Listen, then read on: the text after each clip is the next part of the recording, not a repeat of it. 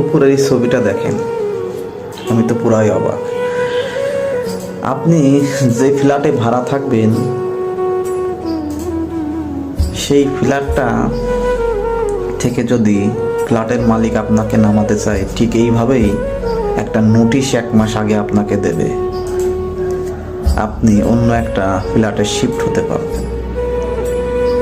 কিন্তু আল্লাহর তরফ থেকে যখন আমাদের শিফটের সময় হয়ে যাবে, তখন কি আমরা এই নোটিশটা পাবো?